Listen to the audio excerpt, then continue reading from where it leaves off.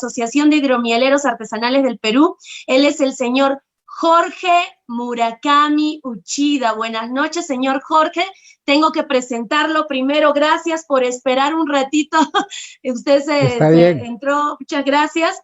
El Encantado. señor Jorge Murakami nos va a hablar ahora un poco de apicultura, de la miel en general, pero me gustaría presentar un poquito para que todo el mundo sepa quién es. Él tiene estudios de especialización en la rama de apicultura en Japón, en Tsuji Kohoen, seguro él ya me dirá cómo se pronuncia bien, en técnicas de producción apícola y producción de jalea real. También ha estado en la cooperativa apícola de Yucatán, en la península de Yucatán, México. Tiene especialización en técnicas de crianza artificial de abejas reina y ha estado en la Universidad de Sao Paulo, en Brasil, con el curso de insectos sociales. Señor Jorge Murakami, de verdad estamos muy felices de que usted nos acompañe. Gracias, de verdad. Y por favor, le cedo la palabra. Usted ahora tendrá la charla de apicultura. Adelante, señor Jorge. Muchas gracias. Más bien soy yo el agradecido por la invitación y más bien aprovecho también para felicitarlos por este evento que están organizando y también desde ya como asociación que se han conformado de hidromieleros, para mí que es un paso muy importante dentro de lo que es el avance de la apicultura nacional. Bueno, comentando un poco acerca de la presentación, no es que yo esté en Perú, sino que nací en Perú, soy peruano. Mis padres son japoneses, pero en realidad soy peruano y me siento muy peruano, ¿no? Y desde muy temprana época, digamos, dentro de la universidad, ya me orienté hacia la apicultura en los dos últimos años prácticamente, ¿no? Entonces ya tengo buen número de años en todo lo que es la práctica apícola y por consiguiente también bastante preocupado porque se haga bien las cosas acá en el Perú. Felizmente, de un tiempo a esta parte, las autoridades, en especial el Ministerio de Agricultura, nos ha escuchado. Tal es así que en el año 2015, después de un trabajo muy arduo durante 5 años, o sea, desde el año 2010, que empezamos a trabajar el Plan Nacional de Desarrollo Apícola, se aprobó en el año 2015 y va a tener una vigencia hasta el año 2025. De modo que estamos pues en pleno trabajo para la realización de este plan. Estoy ya no a las preguntas que me quisieran hacer, por cuanto es un diálogo y creo yo que debe estar orientado más hacia la parte de la preocupación que tienen las personas que están produciendo hidromieles, ¿no? Justamente, señor Jorge, muchas personas que recién se están acercando a este producto que es la hidromiel, definitivamente lo primero que te preguntan, te dicen es, ¿y cómo reconozco o cómo, en primer lugar, dónde encuentro una buena miel? ¿Cómo reconozco que no esté adulterada? Perdón. Y tal vez otra es, ¿cuál es la diferencia entre una miel que va del apicultor a la mesa como una miel cruda, con sus propias levaduras, y la otra que uno compra del supermercado? Bueno, ¿cómo encontrar una buena miel? Creo que la forma más práctica es buscar a los apicultores. Para eso hay algunas asociaciones, como la asociación a la que pertenezco, que es la Confederación Peruana de Apicultores, que se ha conformado justamente con la finalidad de poder trabajar este Plan Apícola Nacional. Y es esa la razón por la que comentaba que desde antes del año 2010 ya estamos trabajando el tema de la apicultura. Es más, hay una ley, la 26305, que se aprobó en el año 94, en donde se declara de interés nacional a la apicultura. Pero a pesar de que tiene ya tantos años esa ley, parece que no se percataron de que existía y se demoró mucho tiempo en elaborar el Plan Nacional de Desarrollo Apícola. Entonces, es para nosotros una gran preocupación también para que se trabaje en forma correcta desde el punto de vista de la producción, razón por la cual la Confederación Peruana de Apicultores en estos momentos está participando en una serie de comités gubernamentales para trabajar diversas áreas. Una de ellas es con INACAL, con el Instituto Nacional de la Calidad. Estamos trabajando todo lo que son los reglamentos para poder mañana más tarde tener un asidero legal para poder comprobar cuán buenas o cuán puros son los productos, o cuán genuinos son los productos, ¿no? Exacto. Sí, pues en nuestro país yo calculo que cerca de la mitad de la miel que hay en el mercado es miel adulterada. Eso no quiere decir que en los supermercados las mieles que se encuentran todas están adulteradas, pero hay que tener mucho cuidado, ¿no? Ahora, también me estabas preguntando respecto a las mieles que son de alguna manera trabajadas. Por ejemplo, el amigo Marco Antonio Tello comentó, y muy acertadamente, acerca de la pasteurización de la miel y cómo incidía también este acto de pasteurizar tanto la miel como la hidromiel, y que les cambiaba el sabor. Y es lógico por cuanto el aumento de la temperatura hace de que muchos ingredientes o elementos que son termolábiles, que se destruyen con la temperatura, vayan desapareciendo poco a poco de la miel, en este caso.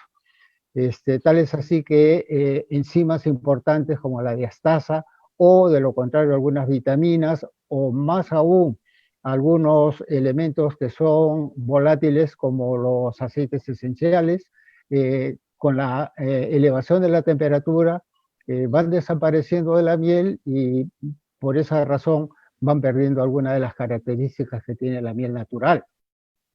De ahí que es tan importante el poder encontrar una buena miel, razón por la cual se aconseja de que se vaya o se busque en especial a las asociaciones de apicultores. Los hay a nivel del país, hay muchas asociaciones locales, regionales y nacionales, de tal manera que por medio de ellos se puedan encontrar mieles de alta calidad. Y digo, no solamente de alta calidad, sino que según las fuentes florales varía mucho también las mieles.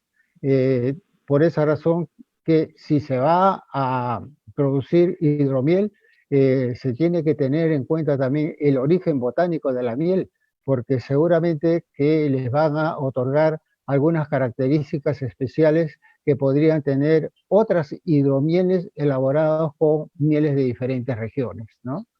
De ahí que la diversidad que tenemos en nuestro país en cuanto a tanto regiones como zonas de productoras de miel, creo que van a dar una gran variación o variabilidad en los gustos y sabores de los que busquen las hidromieles, ¿no? O sea, las diferentes hidromieles que se podrían hacer. Exacto. Y entonces, señor Jorge, según su parer, Perú tiene una buena tiene buena miel, produce buena miel, podemos encontrar buena miel a pesar de las adulteraciones que encontramos. Claro, por supuesto, sí, sí, sí. Hay valles, aunque hay veces son valles estrechos, que producen una miel muy agradable, ¿no? Son casi siempre valles interandinos o también costeños, pero que producen muchos frutales y por consiguiente producen también unas mieles muy aromáticas. Por ejemplo, las mieles de las plantaciones de naranjos, que sale la miel de azahar, tienen un perfume muy especial y es muy buscada también. Sin ir muy lejos, acá en Lima hay el Valle de Lunahuaná, en donde es muy conocida y muy buscada la miel de níspero, que también tiene un sabor y un aroma muy, muy agradable.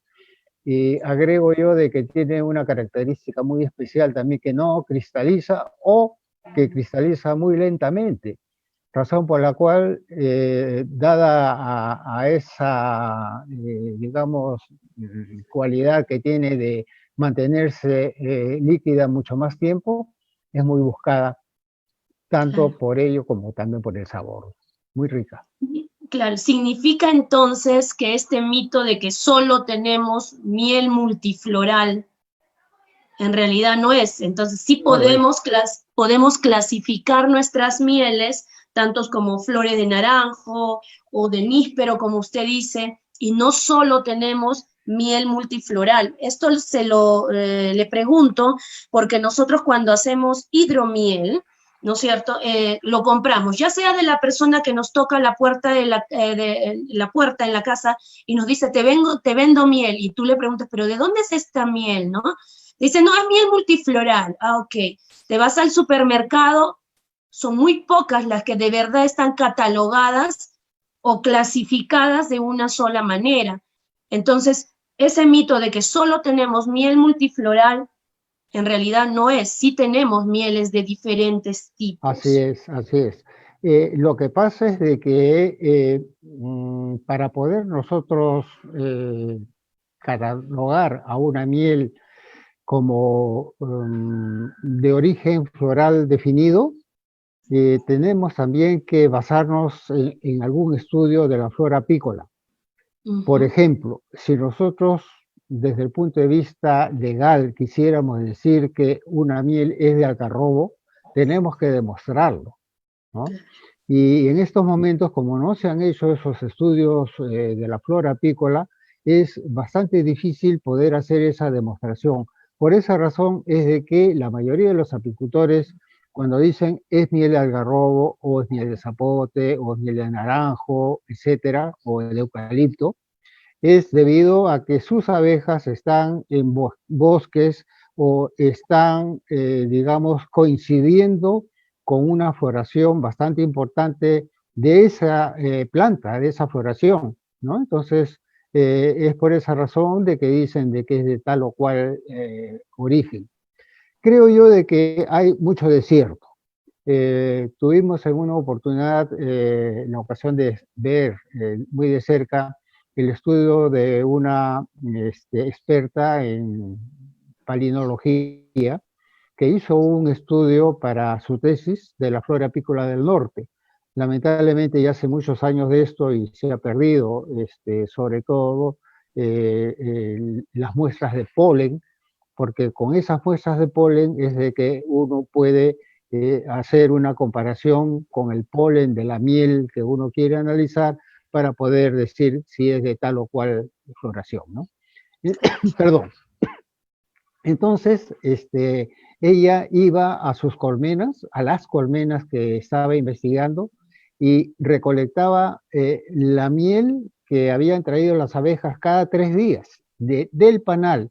Se valía de una jeringa de inyección para poder colectar esa miel y poder revisar el polen de esa miel. Previamente, lógico, había ido a la planta a hacer una recolección de ese polen. En otras palabras, ha tenido que darse el trabajo de treparse a los árboles y a las plantas de decenas Sí, de árboles que hay en el para bosque poder seco, porque tomar las inclusive hay muestras. infinidad de plantas, ¿no? Wow, Bichayo, puno, algarrobo. wow.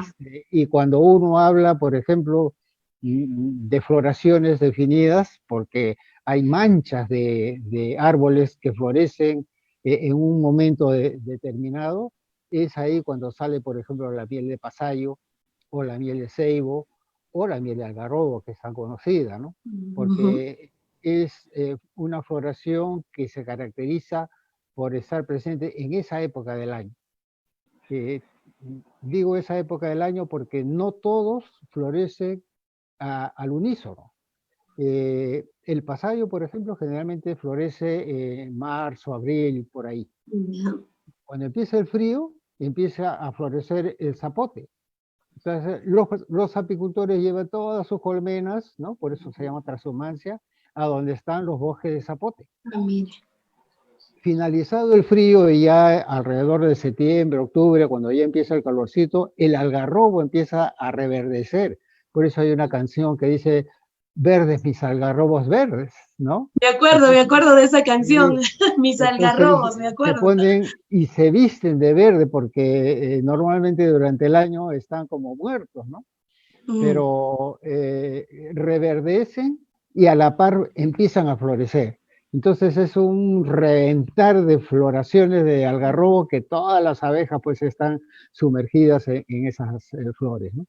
Por esa razón de que un estudio de flora apícola es un poquito largo, tiene que durar más de un año, de tal mm. manera que durante todo ese periodo la persona que está haciendo ese estudio vaya con paciencia a recolectar las mieles que van produciéndose cada cierto momento, ¿no? Es por esa razón de que por lo general, y es lo más fácil que la gente diga, es multifloral. ¿Mm? Sí, exacto. Pero bueno, entonces ya tenemos clara esa parte. ¿Y usted cuál diría que es la parte del Perú donde más encontramos esta actividad de la apicultura? Bueno, creo yo, sin temor a equivocarme, de que es en el norte donde se ha desarrollado más, porque ahí han estado instalados los dos proyectos más importantes de desarrollo apícola. Entre los años 1984 y el 95, la Fundación para el Desarrollo Nacional instaló ahí 11.000 colmenas. Wow. Esto en dos periodos, ¿no? Del 83 hasta el más o menos 88, se instalaron 5.000 colmenas con fondos del BID, del Banco Interamericano de Desarrollo, y como fue un proyecto que terminó bastante bien, el BID nuevamente le otorgó un préstamo adicional a la FDN, que en ese tiempo lo presidía el ingeniero Luis Paz Silva, y terminamos pues instalando 5.000 colmenas más. Wow.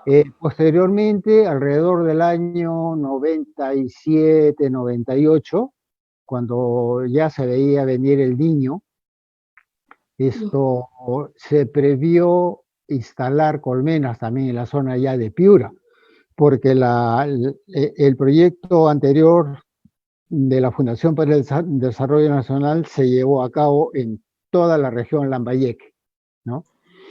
Pero como en esa época se venía un niño y se había previsto que iba a ser un niño bastante fuerte, Ya. eh, y como consecuencia del niño casi siempre las personas pierden mucho, sobre todo ganado, pierden áreas de Lamentablemente. cultivo, etcétera. Entonces se pensó en la apicultura. Y es así como se inicia el proyecto Apícola del Norte, en donde se beneficiaron alrededor de, son 10.000 apicultores de las zonas de Piura, Tumbes y de Lambayeque, básicamente la zona de Olmo, ¿no? Ahí se instalaron alrededor de 11.000 colmenas. Yo digo Perfecto. que este es un proyecto bastante interesante debido a casi un milagro porque por razones del niño, el presupuesto que se había asignado para este proyecto se gastó. Y cuando se quisieron comprar las poblaciones, solamente alcanzaban para comprar 3.000 poblaciones. O sea que había un déficit de 7.000 núcleos, 7.000 poblaciones para entregarles a los apicultores, a los futuros apicultores, ¿no? Porque se Claro. les había capacitado, pero aún no tenían las poblaciones para poder albergar en las colmenas que ya se habían entregado el año anterior. Sin embargo, pasaron unos meses y ellos más bien vinieron a reclamar por qué no se trabajaba el proyecto, no los visitaba y hacíamos la supervisión correspondiente. Y la respuesta de los técnicos fue que no se les había entregado las poblaciones y por consiguiente pensaban de que no habían producido miel, ¿no? Sin embargo, habían producido las 7.000 colmenas, se llegaron a poblar gracias a enjambres naturales que vinieron del campo, ¿no? Entonces, es como si uno quisiera empezar un proyecto de ganadería y las vacas vinieran volando, ¿no? Sí. Algo así. pero las abejitas Buen vinieron ejemplo. volando y se alojaron en las colmenas. Las 10.000 colmenas terminaron pobladas y por consiguiente eso en los años siguientes, entre el año 2001, 2002, que empezó ya la buena producción de esas colmenas, hasta el año 2005, como nunca el Perú exportó miel. No se ha vuelto a repetir eso. Imagínense. ¿Y quién es el Quisiéramos, que, perdón, sí, siga, siga? no, bueno, que quisiéramos, por medio del Plan Nacional de Desarrollo Apícola, que Justo le iba a se preguntar. multipliquen mucho más colmenas en las diferentes regiones, de tal manera que el Perú mañana más tarde sea un país importante en la producción de miel de abeja, ¿no? Claro. Justamente yo le iba a preguntar quiénes son los que apoyan, ¿no? Este tipo por ejemplo, como acaba de mencionar, eh, mm, tener colmenas, tener las 3.000 colmenas. ¿Quién es el que apoya? Es un apoyo del gobierno o es un apoyo privado? Bueno, después que terminó este proyecto en el año 2000, duró muy poco, nunca más se ha vuelto a instalar un proyecto similar. Se desea, ¿sí?, que el gobierno apoye con más decisión este tipo de ayuda crediticia o, en todo caso, donaciones, si es que quiere hacerlo, ¿no? Ahora está tan de moda los bonos que podría crearse un bono Bravo. apícola con la finalidad de poder dinamizar más todo lo que es la parte de la producción apícola. Sin embargo, quiero recalcar de que gran parte del crecimiento de las colmenas ha sido puro sudor de los apicultores. Actualmente, como nunca, hay apicultores que poseen 2.000, 3.000 colmenas, o sea, se hablan ya de miles de colmenas. Wow. Antes era muy raro que haya un apicultor que tenga pues 200, 300. Bueno, decía que tenía 500 colmenas, ya se le veía pues como un gran apicultor, ¿no? Pero actualmente hay apicultores que poseen miles y más bien se están creando asociaciones o se están consorciando unos con otros para crear grupos que puedan trabajar 5.000 a 10.000 colmenas para arriba. ¿Por qué de este fenómeno?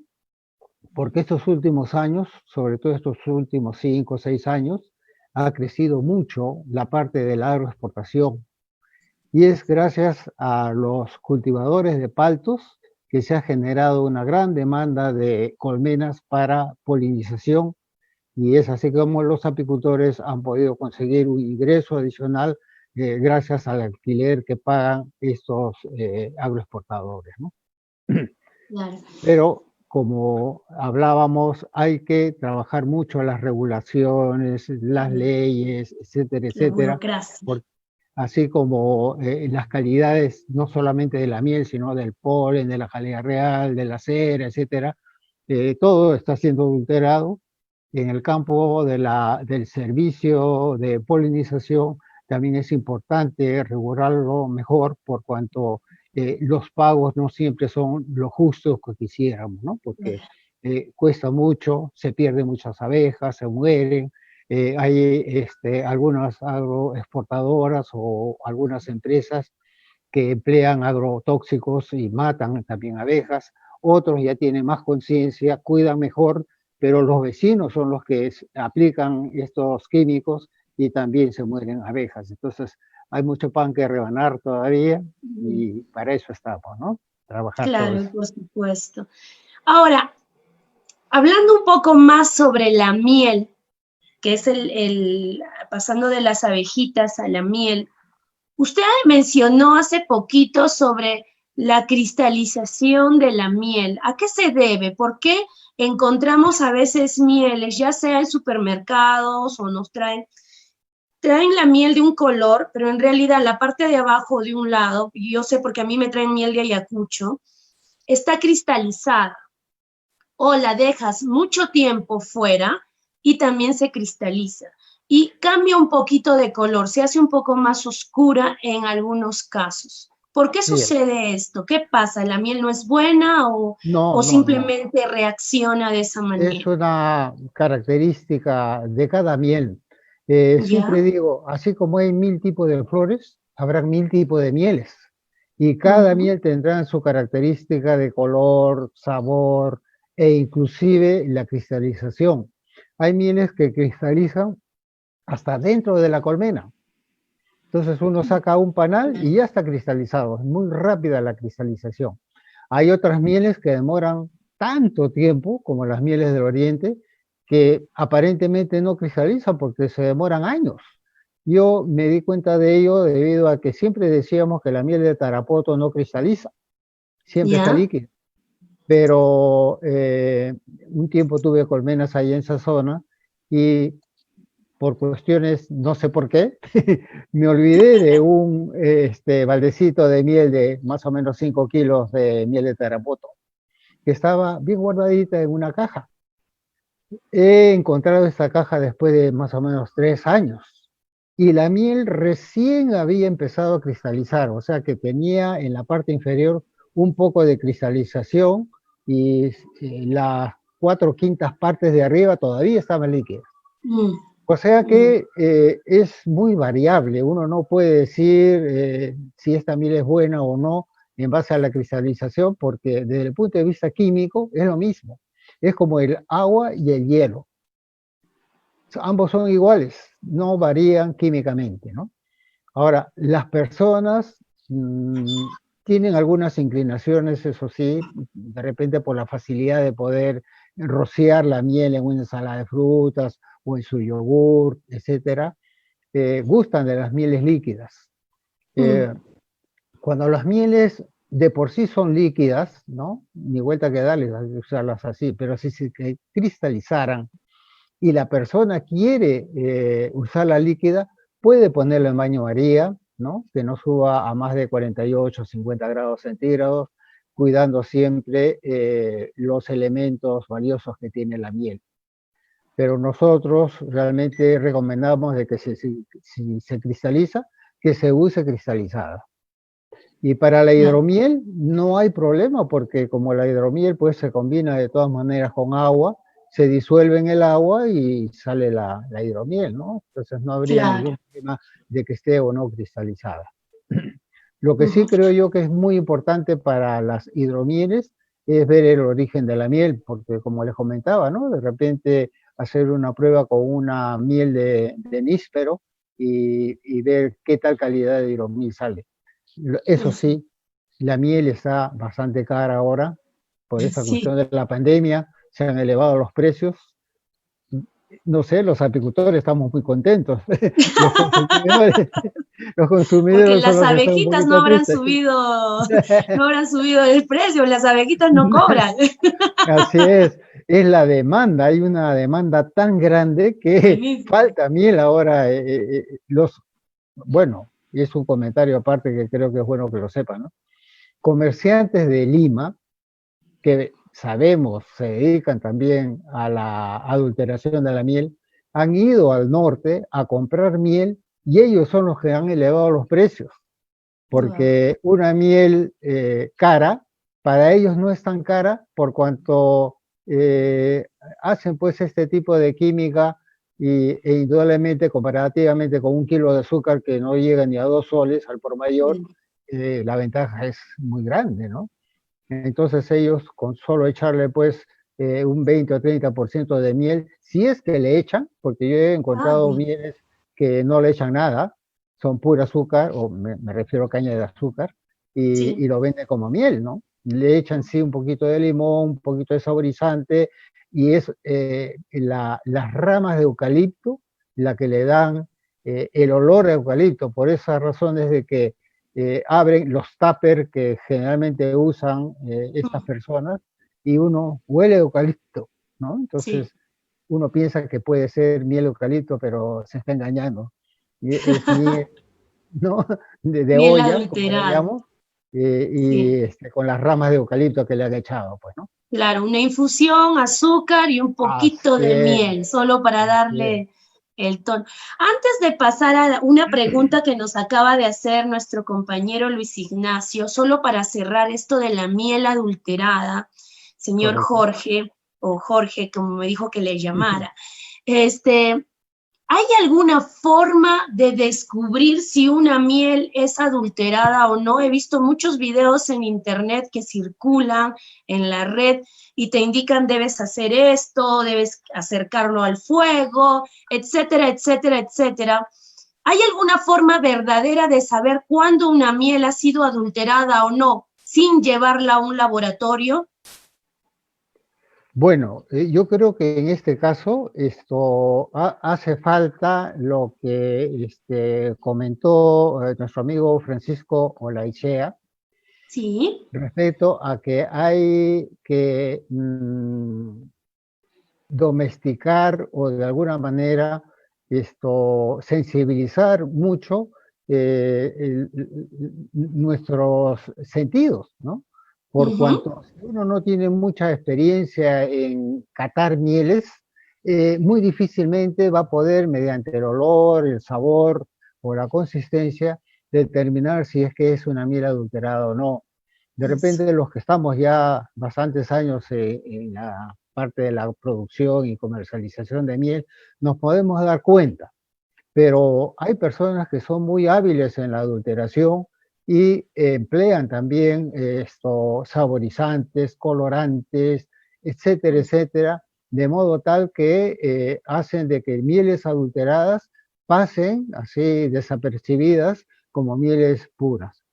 La mejor forma y creo yo el método infalible que hay, lamentablemente, es hacer un análisis físico-químico, porque allí sí sale evidentemente la gran diferencia que hay entre la miel de abeja y una miel hecha de azúcar de caña, porque el azúcar de caña es sacarosa. En cambio, la miel de abejas no tiene sacarosa, tiene dos azúcares simples que son monosacáridos, que son la glucosa y la fructosa, ¿no? Más bien, mieles que pudieran tener más de 3, 4% o más de sacarosa, son mieles que pudieran estar ya adulteradas. O sea que desde el punto de vista de las reglas que hay en cuanto a la calidad de la miel, no se aceptan mieles que tengan más de 5% de sacarosa. Ok. Entonces, solo dos formas de saber entonces cómo una miel es adulterada o no. Organolépticamente o definitivamente llevarla a un laboratorio para verificar si es o no, o no contiene la Así sacarosa. es. Perfecto. Y es Ahora por esa sí, razón de me diga. que es una prácticamente costumbre, ya se ha hecho, de que los apicultores y todos los que estamos en la comercialización de la miel tenemos que tener el registro sanitario. Como miel no necesita, es como si fuera papa, camote, choclo, es un producto primario, no necesita. Pero para dar más seguridad al público y por lo menos estén, digamos, un poco más tranquilos en cuanto a cómo se ha trabajado el producto, se pone el registro sanitario. Entonces, DIGESA exige que uno haya mandado a hacer el análisis físico-químico y microbiológico de la miel para, en base a este análisis, otorgar este respectivo registro sanitario de DIGESA, ¿no? Así como está funcionando todo lo que es la parte de la comercialización de la miel. Claro, me parece también lo más correcto, no tanto para el apicultor, la persona que lo vende y la persona que lo compra, Que lo ¿no? Y que lo compra, lleva a ¿no? su mesa, Así es, o como nosotros que lo convertimos en esta super bebida que es la hidromiel. así es, así es. Tenemos la pregunta de Luis Ignacio, es socio de nuestra Asociación de Hidromieleros Artesanales del Perú. Él Sí. pregunta, dice, ¿han habido ocasiones en que salen en las noticias que se han encontrado tarros llenos de miel en buen estado en sitios arqueológicos? ¿Esto qué tan cierto es? ¿Usted sabe algo sobre esto? Bueno, yo en realidad, como no soy arqueólogo, nunca los he hallado, pero, pero creo que sí es cierto, porque una miel que está bien sellada, que no le entra humedad, es ¿Ya? imperecedera. Tal es así el caso que les conté de la miel de Tarapoto, que se me quedó guardada por varios años y estaba intacta, no había cambiado su sabor, ni su color, ni nada, ¿no? Creo yo de que sí, debe haber mucho desierto, porque en el fondo creo que la naturaleza o la madre naturaleza es muy sabia. Y las abejas han recibido ya, no sé de quién, esta sabiduría de sacarle toda la humedad posible a la miel para que se conserve el mayor número de años posible. Entonces, el néctar que traen ellas de las colmenas, ellas eh, abanican ese néctar que tiene por lo menos un 70 o aproximadamente más de la mitad de agua, de humedad. Ellas empiezan a abanicar este néctar y le van sacando poco a poco la humedad hasta que la miel adquiere una humedad aproximada entre 18 a 20%, que está dentro de las normas también. No se acepta mieles con más de 22% de humedad. Mieles con mayor contenido de humedad, que es lo que también comentó Marco Antonio, fermentan. Entonces, muy posiblemente pues los vikingos y la historia que contó estaba referido a eso, porque la miel, como tiene poco contenido de humedad, es muy higroscópica.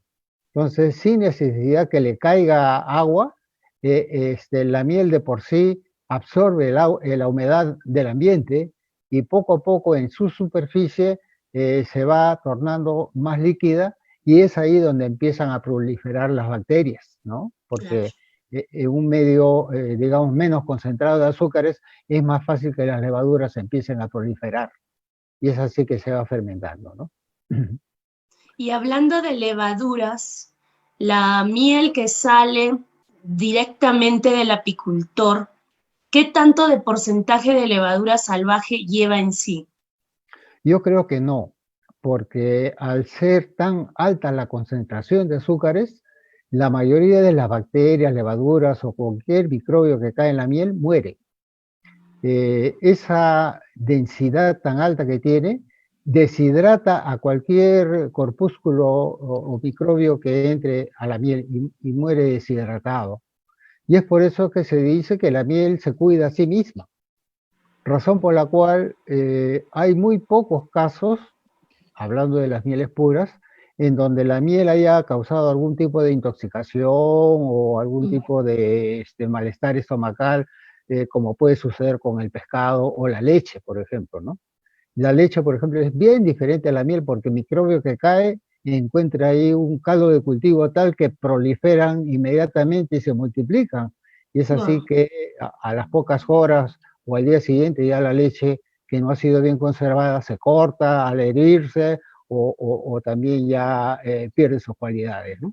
Por esa razón que desde que se extrae la leche hay que conservarla en frío. En cambio la miel no. Desde que se extrae uno lo puede tener, por supuesto, en un balde herméticamente cerrado, años y no pasa nada, ¿no? Pero si el apicultor se ha descuidado o es un poquito ambicioso y no ha esperado a que las abejas operculen su miel, porque eh, hay una situación bien especial por medio del cual ya se sabe que la miel está en su punto de humedad. Y Ujú. llegan a la humedad precisa, las abejas empiezan a opercular los panales, ¿no? La sellan con un pequeño sello de cera y ese opérculo es la que las mantiene herméticamente cerradas. Vale decir que dentro de la colmena tampoco hay riesgo de que se fermente una miel bien madura, ¿no? La Entonces, cuando la... naturaleza es completamente sabia, ¿no, señor Sí, Jorge? por ese lado, caramba, yo creo que las abejitas han sido creadas realmente para el servicio completo del hombre, porque de las abejas no se pierde absolutamente nada. Todo lo que Wow. producen las abejas es aprovechable, inclusive las abejas mismas, porque una vez que están ya muertas secas, son muy buen abono. Entonces, caen a la tierra y forman parte de la tierra, ¿no? Claro. Respecto a lo que estábamos conversando, quería hacer hincapié más que nada en que la forma de poder determinar la pureza de los productos apícolas, eh, hay que tener mucho cuidado por cuanto la adulteración en estos momentos está, pero en su pico más alto, me parece. Inclusive polen, se ha llegado a detectar que hay polen hecho con maicena o ciertas harinas que le ponen colorante amarillo y parece polen natural, ¿no? Entonces, la maicena, pues, ¿a cómo estará el kilo? No sé, 3, 4 soles tal vez, pero el Sí. polen no baja de 40, 50 soles al precio productor, ¿no? Porque al consumidor ya llega por lo menos a 80 soles. Entonces, imaginémonos nomás qué negocio tan interesante es empezar a hacer polen a base de maicena, ¿no? Pero ahí entramos nuevamente a algo que nos venden y de verdad no nos sirve, ¿no? Sí, por esa razón creo Definitivamente. yo que es tan importante los nexos para poder conseguir productos de alta calidad con las asociaciones de apicultores o, Sí. en caso contrario, con, digamos, algunas marcas ya de prestigio que se sepa que trabajan honradamente, ¿no? Honradamente, es verdad. Y, señor Jorge, ¿cómo nos aconsejaría guardar la miel en este caso? Si, digamos, compramos, como se dice, a granel, entonces, Lo ¿cuál más es la importante es mejor que forma de guardar la hidromiel? el envase tiene que ser hermético, lo más herméticamente posible. ¿Material? Porque si le entra la humedad, sobre todo, perdón, sobre todo en el clima de Lima, que es tan húmedo, la miel empieza a humedecerse y ahí empiezan los problemas de la fermentación.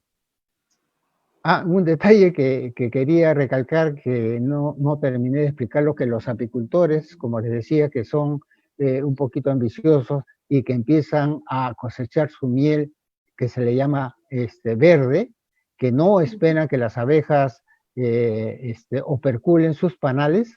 Ya. Esa miel que tiene más contenido de humedad que el que se debe de aceptar, son las mieles que tienden a fermentar. Entonces, eso sí, por más herméticamente que se le guarde, seguramente que tiene ya algunas levaduras, tal vez lo que le llaman pues las levaduras salvajes, y hacen Sí. que la miel fermente, ¿no? Por esa razón de que hay oportunidades en que uno encuentra vasijas de miel que uno las abre y ya huelen a fermentados. Exacto. ¿Qué le iba a consultar siempre sobre eso? Pero una vez que la miel entra a interactuar con el agua y la levadura salvaje que también está en el ambiente, definitivamente ahí sí comenzamos a tener fermentación, ¿no? Cierto, Eso es. así es, Justamente por así es. eso la historia, como decía Marco Tello, ¿no? Decía, sí, o sea, ¿cómo se conoce la hidromiel en los primeros tiempos? Pues simplemente de casualidad, cuando la miel entra en contacto, yo le contaba, le decía la lluvia, más la levadura salvaje que está en el ambiente, y ahí es donde se obtuvo los primeros fermentados, ¿no? Así es. Muchos apicultores, creo yo, de que de alguna manera captan esas levaduras salvajes, trabajando la hidromiel con un fermento que ellos lo hacen a base de polen. Ellos comentan que cuando utilizan un poco de polen y lo mezclan con un aguamiel, digamos, y se produce ya la fermentación en forma natural. Esto es ya la cepa que utilizan para fermentar a la hidromiel, ¿no? Y dicen Claro. que sale una miel muy, muy agradable, ¿no? Uf, Solamente que debido al polen, la tendencia de la hidromiel es salir un poco turbia. Pero ahora actualmente pues hay varios métodos para poder también limpiar o hacer que la hidromiel o el producto final luzca más transparente, ¿no? exacto. Y una última cosa, ¿cuál es la diferencia entre la miel y la jalea real? Porque a veces las personas que vienen y tocan la te dicen, tengo miel, digamos, te vendo a 20 soles, es un ejemplo, Sí, ¿no? así es. Antes, cuando no había subido el precio. Y ahora tengo jalea real, pero te la vendo a 25 porque es mucho mejor que la miel. O sea, te pueden decir de todo, pero en realidad ¿Cuál es la diferencia? ¿Y se puede hacer hidromiel con jalea real? ¿Ha No, probado usted alguna vez no, cuando han no, no, hecho? no creo, y no creo que salga tan rico porque el Bravo. sabor de la jalea real no es tan agradable. Ujú. Es ácida, no es dulce, astringente, tiene un sabor tan característico que cuando uno la prueba y se identifica ya el sabor y el aroma de la jalea real, es inolvidable, ya no la engaña. La gran diferencia es de que mientras que la miel es un producto que las abejas la hacen a base del néctar que traen de las flores, entonces Ujú. es un producto botánico. La jalea real es producida por unas glándulas que ellas tienen a nivel de la cabeza, que se llaman las glándulas hipofaringias. Ya. Entonces, esto es un producto pues orgánico de origen animal con características muy propias que sirven básicamente para el alimento de las larvas de las abejas. Todas las larvas, hembras y machos, porque las larvas sexualmente son de hembras o son de machos, se alimentan durante los 3 primeros días de jalea real. Pero las larvas de hembras también se pueden dividir en dos, unas son obreras y otras son reinas. Ujú. Las larvas de las reinas, además del tercer día, durante todo su periodo larval, consumen jalea real y es gracias a la jalea real que se transforman en reinas. Miren Guau. este milagro de la naturaleza. Mientras una abeja obrera es una hembra con sus aparatos reproductores, digamos, disminuidos, no desarrollados, la abeja reina tiene todo su aparato reproductor lo más desarrollado posible. Y es por eso que es la única hembra de la colmena y que es la productora de los huevos, ¿no? Claro. Una vez que se fecunda. Las obreras no llegan a fecundarse. Y una vez que se fecunda una reina, llegan a poner hasta 2000 huevos en un solo día. Ah, qué bien. Imagínense si alimentáramos a las gallinas con jalea real, tendríamos miles de huevos al día, costarían Tendríamos una centavos. granja. Miles de Sería huevos. bueno, ¿ah? No sería tan malo, ¿sabes? No, hay experimentos que han hecho en que han, ¿Así? gallinas viejas, que Ya. las han alimentado con jalea real. Claro, no han puesto miles de huevos, pero han vuelto a poner huevos. Y esa es ¿Así? la cualidad de la jalea real, ¿no? Y es por eso de que es muy utilizada, por ejemplo, en las señoras que están en la edad crítica, porque como, digamos, por arte de magia, consumiendo jalea real, se le van sus, digamos, bochornos, todo lo que aparece pues con la edad crítica, ¿no? Ya. Ah, miren, qué Y, interesante. A esa, sí, esa noticia no sabía. y Entonces ya sabemos cuál es la diferencia, sí, porque a veces te quieren vender y te dicen, no, la jalea real es mejor, pero también todo depende, ¿no?, de su utilización. claro, es, Definitivamente para la hidromiel no va. no, no, no, no. Yo he hecho una Es, prueba piloto y lo que ha dicho es muy interesante, es ácida, no sale, es bastante ácida. ácida, y Ahora, no tiene tanto sabor como la no, miel. no tiene azúcar, es casi. ¿Mm? Tiene muy poco, más es Sí. proteínas, hormonas, tiene muchas hormonas.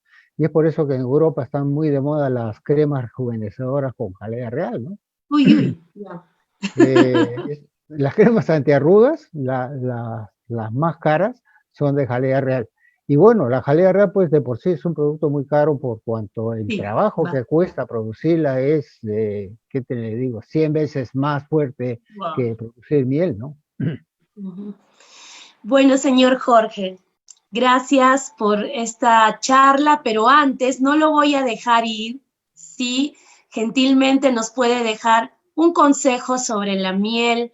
Usted que tiene tanto tiempo trabajando con ella, tiene la experiencia, ¿qué nos podría decir sobre la miel y qué consejito nos podría dar a nosotros los hidromieleros del Perú? Bueno, desde el punto de vista de la hidromiel, indudablemente, pues, tiene que tener nexos con los productores y en especial productores que estén instalados en zonas en donde no haya tanta agricultura, porque no nos olvidemos de que la miel también se puede contaminar con los agroquímicos y esos agroquímicos a su vez podrían también causar algunos problemas en la salud, muchos de ellos son cancerígenos.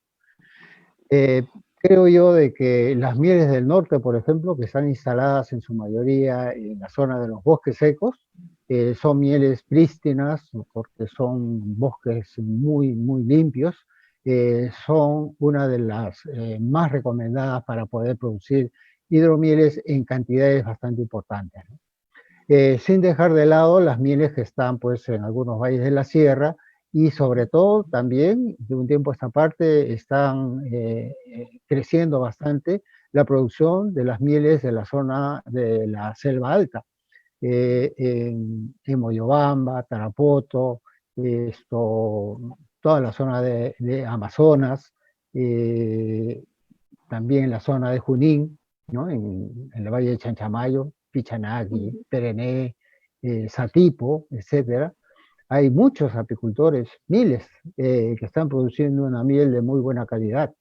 Y Perfecto. creo yo que estas mieles darían origen a hidromieles también de gran calidad. Definitivamente. Un buen producto, para que salga un buen producto tenemos que tener pues una miel de calidad, ¿no? Así es, eso así es. poco a poco nosotros los hidromieleros, primero antes definitivamente, yo cuando comencé me acuerdo que primero probaba las mieles organolépticamente, me dejaba llevar por aromas, sabores, y después mediante los pilotos que hacía ya veía un producto de mediana calidad, de buena calidad, hasta llegar a un producto que uno en realidad desea encontrar, ¿no? En el final. Así Exacto. es, así es. Es muy cierto. Esto, creo yo también que adicionalmente ya para el público consumidor en general, Sí. que busquen también fuentes fiables que le puedan conseguir buena calidad de miel, por cuanto los atributos, tanto para la salud como parte de las dietas también, son bien interesantes. Por ejemplo, algo que de un tiempo a esta parte me ha llamado mucho la atención es de que gente que está con diabetes no sufren lo que sufren cuando consumen la sacarosa, el azúcar de la caña. Y es porque la miel pues tiene glucosa y fructosa, ¿no? Y el 50% del azúcar de la miel, que es fructosa, no necesita de la insulina, ¿no? Entonces, en cambio, cuando es azúcares basadas en la glucosa, es ahí donde se presenta el problema pues, de la insulina, ¿no? Los Claro. insulinodependientes, digamos. Eso Después, también es otra buena nota para sí, las personas que no, es un buen consejo, ¿no? Para las personas que no tenían conocimiento de esto. de Bueno, ahí, señor Jorge, con nosotros ha estado encantado, el señor Marina. Jorge Murakami, el ingeniero Jorge Murakami. De verdad le agradezco mucho a nombre de la Asociación de Hidromieleros Artesanales del Perú Al y contrario, por gracias. haber participado en este evento muy y tan importante para nosotros como es el primer Día Internacional de la Hidromiel. Seguramente lo vamos a estar molestando, contactándolo para que nos guíe siempre por las buenas mieles, para sacar buenos productos. De verdad, señor Jorge, muchísimas gracias por habernos Yo, gracias. dedicado un poco de su tiempo. Un Gracias de placer. verdad, que tenga buenas noches. Gracias también por la invitación e indudablemente, pues, no solamente para poder seguir con los vínculos que nos están en estos momentos uniendo respecto a la miel, sino a queremos un trueque, pues ustedes me dan hidromiel y yo le doy miel. Y Hecho. festejaremos, festejaremos. Perfecto, queda grabado, ¿eh? Porque esto queda grabado, así que le tomo la palabra, señor Jorge. Yo le voy a dar, vamos a hacer eso, le vamos a proporcionar hidromieles y usted nos proporciona la buena miel. Indudablemente. No, y por otro lado, estamos ya conformando desde el año pasado, de diciembre, un grupo de elaboradores de hidromieles, de modo que ya pronto nos vamos a inscribir en la agrupación de ustedes y La vamos a tener, asociación, sí, vamos a tener oportunidad por de supuesto. intercambiar experiencias, anécdotas, etcétera, etcétera. Hay mucho por hacer Nosotros todavía. estaremos honrados de que ustedes pertenezcan a la Asociación de Hidromieleros Artesanales del Perú, señor Listo. Jorge. Lo vamos a estar esperando. Gracias, Muchísimas que tenga gracias, ¿ah? buenas noches. Un placer. Hasta luego. Hasta Hasta cualquier luego, momento. gracias. Adiós, buenas noches. Bueno, y es así como entonces nos queda, agradecemos nuevamente al señor Jorge y a todos nuestros invitados que pudieron compartir con nosotros el primer Día Internacional de la Hidromiel.